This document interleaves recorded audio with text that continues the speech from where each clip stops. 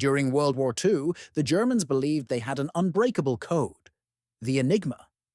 Used to encrypt military communications, Enigma had over 150 quintillion possible combinations, changing daily. It was the crown jewel of Nazi secrecy. But in a quiet estate in Bletchley Park, a group of British code breakers, including the brilliant mathematician Alan Turing, were working against time. After years of intense work and the creation of an early computer called the bomb, they finally cracked it. This breakthrough gave the Allies crucial information on German troop movements, U-boat locations, and upcoming attacks. But what if they hadn't? The Battle of the Atlantic could have been lost. German U-boats would have sunk countless Allied supply ships, starving Britain into surrender. The D-Day landings, possibly postponed or completely sabotaged. The war might have lasted until 1947, leading to millions more deaths. With more time, Germany could have accelerated its secret weapons programs, perhaps even reaching the atomic bomb before the US. And geopolitically, the Soviet Union might have expanded further west, reshaping the post-war world in ways we can hardly imagine. Cracking Enigma wasn't just a scientific victory. It was a turning point in human history. Historians estimate it shortened the war by 2 to 4 years. Without it, the 20th century might have looked completely different. So next time you hear about codes, machines, or Alan Turing, remember, sometimes a silent breakthrough is louder than 1,000 bombs. If Sultan Mehmed II had failed to breach the walls of Constantinople in 1453, world history might have taken an entirely different path. Had the Ottomans been repelled, could the Byzantine Empire have miraculously revived? Or would it have merely postponed the inevitable collapse? In this alternate timeline, Byzantium's survival would likely depend on last-minute military aid from the West. Powers like the papacy, Venice, and Genoa might have provided more active support against their common enemy, the Ottomans. Such cooperation could have softened the schism between Eastern Orthodoxy and Roman Catholicism, potentially leading to a new religious and political alliance within Europe. For the Ottomans, a failed siege would be a significant psychological and strategic blow. Sultan Mehmed's authority could be undermined, leading to revolts among rival Turkish beyliks in Anatolia. Ottoman expansion westward would be delayed, and their dominance in the Balkans might weaken. Constantinople might never become the imperial capital, and the rise of the Ottoman Empire could slow dramatically, or take an entirely different form. Byzantium, on the other hand, would gain a temporary reprieve, but with ongoing internal political strife, economic weakness, and a fragile military, its long-term survival would still be uncertain. However, with renewed Western support, the city could potentially stabilize and strengthen. A kind of Orthodox Renaissance might even emerge. The Byzantine cultural and spiritual influence over Slavic nations could grow stronger, possibly diminishing Moscow's claim to be the Third Rome. Power dynamics in the Eastern Mediterranean and the Balkans would shift dramatically. Without Ottoman pressure, Europe's Christian kingdoms might remain divided or even unite more firmly. Ottoman campaigns into Central Europe, like the sieges of Vienna, might never happen, profoundly altering European political evolution. In conclusion, the survival of Constantinople in 1453 would not just be a military victory for Byzantium. It would trigger a chain reaction capable of reshaping world history. Ottoman power would be delayed, the Orthodox world could regain influence, and the political-religious map of Europe might look completely different today. In the spring of 1241, a storm unlike any other swept across Europe. The Mongols, fierce horsemen from the steppes, had already crushed the mighty kingdoms of China, Persia, and the Khwarezmian Empire. Now they stood at the gates of Christendom. Poland burned. Hungary lay in ruins. And just as Europe braced for the worst, the Mongols disappeared. But what if they hadn't? What if Genghis Khan's heirs had not turned back? What if Europe had fallen to the horde? To understand how close Europe came to total conquest, we need to grasp the power of the Mongol war machine. Historian Timothy May describes the Mongol armies as arguably the most efficient military force the medieval world had ever seen. They weren't just warriors. They were strategists, engineers, and master organizers. At Legnica and Mohi in 1241, entire European coalitions, knights, infantry, crossbowmen, were annihilated in days. European heavy cavalry, the pride of Christendom, proved helpless against Mongol speed, deception, and deadly composite bows. Historian John Gillingham puts it bluntly, no single European power could have mounted a defense sufficient to stop them. So let's imagine the unthinkable. Batu Khan doesn't turn back. The horde advances. Vienna falls. Paris burns. Rome surrenders. What happens next? Historian Thomas Alson explains that the Mongols rarely destroyed ruling elites. They absorbed them. Local kings and dukes would remain, but as vassals, paying heavy tribute to the great Khan. Feudalism finished. In its place, a census-driven, centrally managed empire. A Europe ruled not by fragmented lords, but by the laws of the Yasa and the iron will of the Mongol court. And what of the church? David Morgan writes that the Mongols viewed religion as a tool of governance, not an enemy.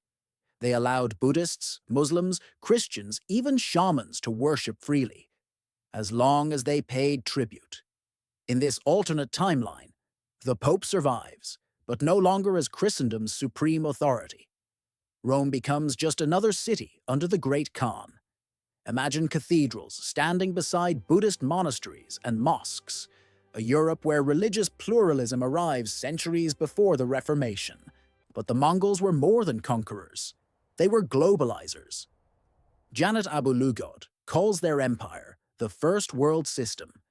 They secured the Silk Road, connecting China, India, Persia, and the Mediterranean.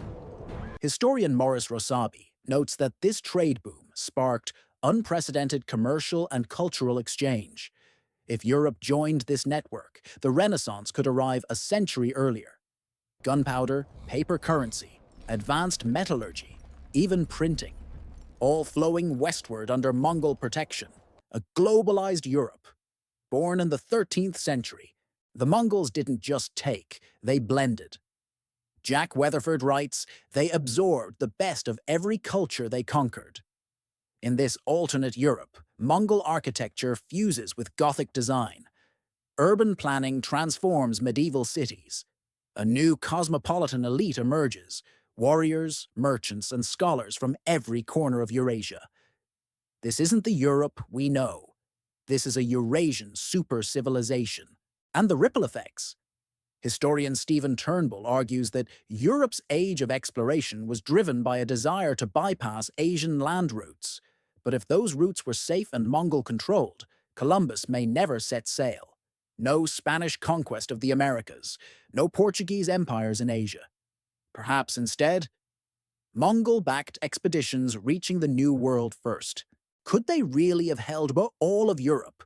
Turnbull warns of the limits of empire, long supply lines, dense European fortifications, and the Mongols' greatest weakness, themselves. Succession crises shattered their unity more than any foreign enemy. If the Mongols had conquered Europe, the world would look unrecognizable. Feudalism gone. The church humbled.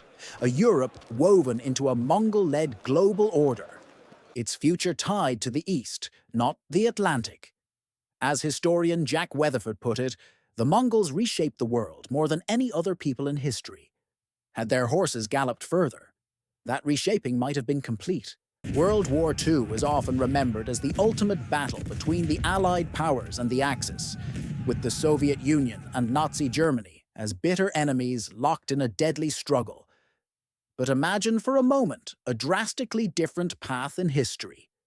What if the Soviet Union had chosen to ally with Nazi Germany instead of opposing it?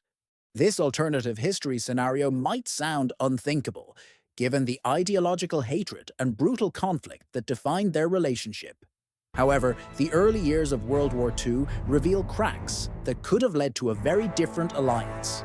The 1939 Molotov-Ribbentrop Pact, a non-aggression treaty between Stalin's USSR and Hitler's Germany initially stunned the world. It divided Eastern Europe into spheres of influence and bought both leaders valuable time. But what if this pact had evolved into a full military and political alliance? First, let's consider the strategic implications. An alliance between these two powerful totalitarian regimes would have created an unstoppable We force, will stand controlling together vast to territories from forge a Western new Europe order to for the Siberia. world. Nazi Germany's military might, combined with the Soviet Union's enormous manpower and resources, would have posed an unprecedented challenge to the rest of the world. With this alliance, the early campaigns in Europe might have unfolded very differently. The joint forces could have easily overwhelmed Poland and other countries caught in between, swiftly consolidating their control over Eastern Europe. France and Britain, already struggling to contain Germany's advance, would now face a double threat from the east and west. Moreover, the United States, watching this colossal alliance grow, might have delayed its involvement in the war or adopted a more cautious approach. The fear of confronting both Hitler and Stalin together could have altered American foreign policy drastically. But what about the internal dynamics? Nazi Germany's racist ideology, centered on Aryan supremacy, directly conflicted with Soviet communism's internationalist ideals.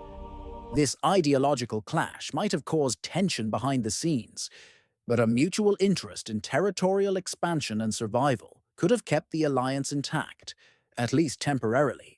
The consequences for the Holocaust and other Nazi atrocities also take a dark turn in this scenario. With Soviet cooperation, or at least passive support, the Nazis' genocidal campaigns could have extended further east, with even fewer obstacles. Tragically, millions more could have suffered under this expanded reign of terror. However, no alliance is without cracks. Power struggles and conflicting ambitions would likely emerge over time. Stalin's paranoia and Hitler's ego could have led to a volatile partnership, potentially collapsing into conflict eventually, but only after leaving a drastically altered world in their wake. In the end, a Soviet-German alliance during World War II would have reshaped global politics, geography, and human lives in ways almost impossible to fully comprehend. The world we know today might have been unrecognizable, darker, more brutal, and dominated by two of history's most ruthless regimes working side by side. This chilling what-if forces us to reflect on the fragile balance of history and the countless moments where different choices changed the fate of millions. Picture this. You wake up tomorrow morning, you grab your phone, and there's a single message on the screen. From now on, every decision in your life will be made by artificial intelligence. What you eat, where you work, even who you marry. None of it is your choice anymore. Part of you feels safe. No more wrong choices, no more mistakes. But another part of you feels trapped, because suddenly your life isn't in your hands anymore. So here's the question. Would that be paradise or a nightmare? Let's start with the bright side. In an AI-controlled world, justice could finally be flawless. No corrupt judges, no politicians making decisions out of greed. AI has no personal gain, only logic. If a crime is committed, it can analyze all the evidence in seconds and deliver a perfectly fair verdict. Justice would never fail. Cities would run without traffic, without chaos, without pollution. Energy would be used with 100% efficiency. Food and resources would be shared equally. No one would starve, no one would live in poverty. Healthcare? Revolutionary. Initiating You wouldn't even neurovascular need to go to scan. the hospital. AI would monitor Vital your signs body stable. 24/7. It would detect a disease before it even appeared. Treatments would be designed for your exact DNA. People could live to 120 or beyond. And maybe wars could finally end. AI could negotiate between nations with pure logic, without ego or greed. For the first time in history, humanity could live in peace. Sounds like a utopia, doesn't it? But here comes the dark side, because perfect order always comes at a cost. Imagine you dream of becoming an artist, but AI scans society and decides, we need more engineers. Sorry, you're an engineer now. Your dream doesn't matter. The algorithm decides. Even the food you eat might not be your choice. Your metabolism doesn't require coffee. Coffee denied. Maybe you drink it for joy, not health. But AI doesn't understand joy. And what about love? What if AI chose your partner based on genetic compatibility? No passion, no sparks, no randomness. For the system, love is just a risk. And risks aren't logical. In a world like that, you lose the right to make mistakes. But isn't the essence of being human the freedom to fail, to try, to take risks? Here's the deeper question. Can AI ever truly understand what it means to be human? Sure, it can process millions of data points, read every poem, analyze every song. But can it feel what it's like to stay up until 3 a.m. writing music because you're inspired? Can it understand risking everything for someone you love, even if the odds are against you? Some things about us are irrational: love, art, courage. But maybe it's that very irrationality that makes us human. An algorithm might guide you toward a perfect life, but perfect could also mean soulless. And you know what? We've seen this before. Throughout history, rulers claimed, People of Rome, we know hear what's me. best for society. Kings, emperors, Future dictators. belongs to us. Every time, the people lost their voice. And every time, the spirit of society suffered. So what happens if we hand that same power to AI? Will history repeat itself?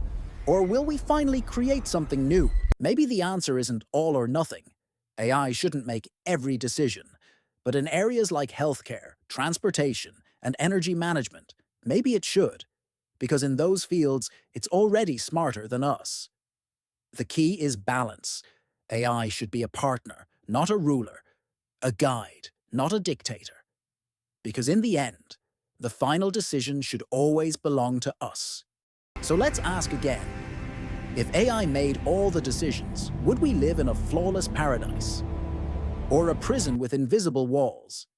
Maybe humanity's biggest test isn't building AI, but deciding how to use it.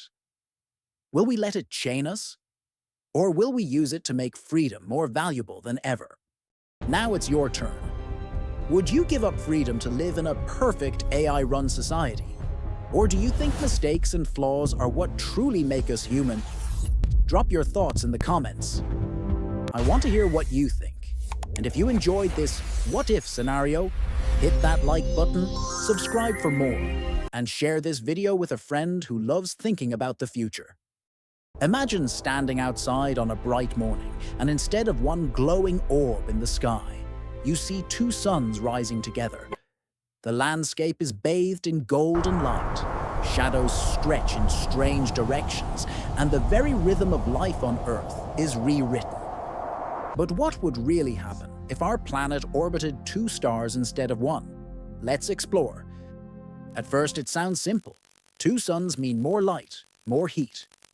But the reality is far more complex. If both suns were the same size as ours, Earth could quickly become too hot to sustain life. Oceans might boil away, leaving behind a desert world like Venus. However, if the two stars were smaller, cooler red dwarfs, Earth might receive just the right balance of warmth, creating an exotic but still habitable climate. The exact conditions would depend on the distance between the suns and the orbit of Earth around them. In astronomy, this is called a binary star system, and such systems are not rare. In fact, more than half of the stars in our galaxy are in pairs. With two suns in the sky, Earth would rarely experience true darkness. Instead of the peaceful night we know, the sky would almost always be lit. Stars, constellations, and the Milky Way might vanish from human sight. For life on Earth, this would mean constant daylight cycles, disrupting sleep, migration patterns, and even the evolution of nocturnal creatures. Humans would need to reinvent the concept of night, building artificial dark zones to rest, Imagine cities designed with giant domes to block out starlight so people could finally sleep in darkness. Our seasons are already shaped by the tilt of Earth and its orbit around one sun. But with two suns, seasons would become wildly unpredictable. One sun might pull Earth closer, while the other tugs it away, creating extreme climate swings. Summers could be scorching deserts, while winters could plunge into deep freezes. Instead of 4 simple seasons, Earth might face chaotic weather cycles lasting decades. Civilizations would rise and fall, trying to adapt to these constant changes. Agriculture, which depends on steady seasons, could be nearly impossible without advanced technology. Two suns don't just mean extra light, they also mean extra gravity. The pull of two massive stars could destabilize Earth's orbit. Our planet might be dragged closer to one star, or even flung out into the cold darkness of space. Even if Earth managed to survive in a stable orbit, the tug-of-war between two suns would create violent effects on our oceans. Tides would surge higher, storms would grow fiercer, and coastlines might constantly shift. In the long run, this instability could make Earth an unpredictable and dangerous place to live. If life did manage to survive, it would evolve in astonishing ways.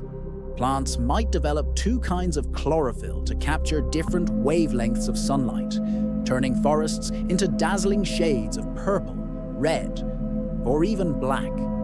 Animals might evolve reflective skins or multiple eyelids to handle the glare.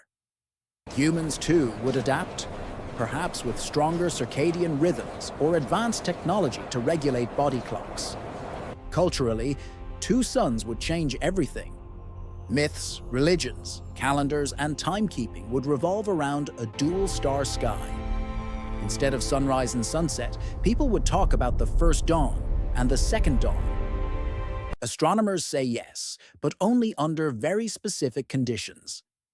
If the two stars orbited close together, Earth could orbit both of them at a safe distance.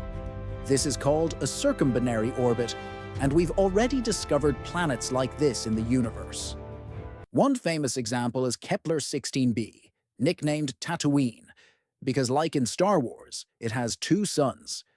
However, unlike Earth, Kepler 16b is a cold gas giant, not a habitable world. Still, the discovery proves that planets can survive and maybe even thrive in double-sun systems. Had Earth formed around two suns, our history would be unrecognizable. Navigation by the stars would never exist because stars might not even be visible. Science, mythology, and culture would be dominated by the twin lights in the sky. Perhaps humans would see duality, the balance of two forces, as the ultimate truth of the universe. But one thing is certain: life would be harder, stranger, and endlessly fascinating. So, what if Earth had two suns? We'd face endless daylight, unstable seasons, Earth's extreme orbit tides, wobbled and an violently. alien-like evolution of life. But under the right balance, Earth could still be a home, a very different one from the world we know. The thought reminds us how fragile and precious our single sun really is. Without it, life as we know it wouldn't even exist. Imagine this. It's 480 BC. The sun is rising slowly above the horizon, casting long shadows over the narrow cliffs of Thermopylae. In front of you stands the massive Persian army, hundreds of thousands strong. Behind you, only 300 brothers in arms. Your king, freedom. Leonidas, turns to you For and glory. says, "Today we Sparta." fight for freedom." History tells us the Spartans fought bravely for 3 days before being surrounded and killed. But wait, what if the story had ended differently? What if the 300 Spartans had actually won? In real history, the Spartans and their allies resisted bravely for 3 days, but were eventually overwhelmed. In our alternate timeline, Leonidas' strategy works perfectly. The narrow pass becomes a death trap for Xerxes' massive army. The heavily armored Spartans, fighting with unmatched discipline, cut down wave after wave of Persian soldiers. Against all odds, the Persians collapse, forced to retreat in shock. The news spreads across Greece like wildfire. An unbelievable miracle has occurred. Historically, Greek city-states like Athens and Sparta were divided, often fighting one another. But in this version, the impossible victory of the 300 becomes a unifying legend. Instead of turning against each other in future wars, the Greek cities might have embraced a stronger confederation. Imagine Athens' democratic ideals merging with Sparta's military discipline. A united Hellenic League could have risen centuries earlier, forming a superpower that would dominate the Mediterranean. If Xerxes' mighty army was destroyed at Thermopylae, the shock to the Persian Empire would have been devastating. Their aura of invincibility would vanish overnight. Rebellions in Egypt, Babylon, and other provinces might have erupted sooner. Without the prestige of victory, the Persian kings could have faced internal collapse long before Alexander the Great ever dreamed of conquest. The balance of power between East and West would be rewritten. After the Persian Wars in real history, Athens entered its golden age. Philosophy, art, science, and democracy flourished. Now imagine that age beginning even earlier, fueled by the legendary victory of 300 Spartans. Thinkers like Socrates, Plato, and Aristotle could have influenced the world not in the 4th century BC, but perhaps much sooner. Human knowledge, mathematics, and political philosophy might have advanced centuries ahead of schedule. What we now call the Renaissance might have arrived in antiquity. Rome's rise depended on the Greeks being divided and weakened. But in this alternate timeline, a united and empowered Greek world might have blocked Rome's expansion. Instead of Rome ruling the Mediterranean, a Greek-led federation might have shaped Europe's future. Our legal systems, languages, and even religions could have evolved in entirely different ways, perhaps more rooted in Greek philosophy than Roman law. Western civilization itself would look unrecognizable. So, what would our world look like if the 300 Spartans had won? Maybe we'd live in a society where democracy, philosophy, and science had centuries more to develop. Technology could be far ahead of what it is now. The East and West might have forged a different relationship, perhaps avoiding centuries of conflict. And the name of Leonidas might stand not only as a symbol of heroic resistance, but as the founding father of a global Hellenic empire. History can't be changed, but imagining the what-ifs lets us see the world in a new light. What if Adolf Hitler never existed? No Nazi Germany. No World War II as we know it. No Holocaust. But would the world really be safer or far more dangerous? Imagine Austria, 1889. A baby named Adolf Hitler is never born. Germany still suffers under the crushing weight of the Treaty of Versailles. Hunger, humiliation, and chaos spread through the streets. But there is no single figure to unite the anger. The Nazi Party? It never rises to power. The swastika never becomes the banner of terror. 6 million Jewish lives, along with countless others, are spared. Europe takes a different path, but peace does not arrive. Without Hitler, Germany remains fractured. Maybe a conservative general takes power. Maybe communism spreads instead. Yet the world still teeters on the edge. Mussolini's Italy dreams of empire. Japan pushes through Asia. Stalin's Soviet Union grows bolder. Without Hitler's reckless invasions, there might not be a Second World War in 1939, but other sparks could ignite different battles. In this timeline, America stays out of Europe longer. The Cold War could look very different, or not happen at all. The Soviet Union might dominate Europe unchallenged. The absence of the Holocaust reshapes the Middle East. With millions of Jews still alive in Europe, Israel might never be created in 1948. Or it might look very different. And without Nazi Germany's nuclear ambitions, the Manhattan Project could be delayed. Perhaps the atomic bomb is not dropped on Japan in 1945. Maybe not until decades later. But history finds its villains. If not Hitler, perhaps another leader, another war, another catastrophe. Still, one truth shines. Tens of millions of lives saved. Entire generations born that never existed. So what do you think? Without Hitler, would humanity escape a Second World War? Or would another dictator rise to take his place? Future of our Drop nation. your thoughts in the comments, subscribe for more epic what-if history, and don't forget to share this video with your friends. Because history is not just about what happened, it's about what could have been.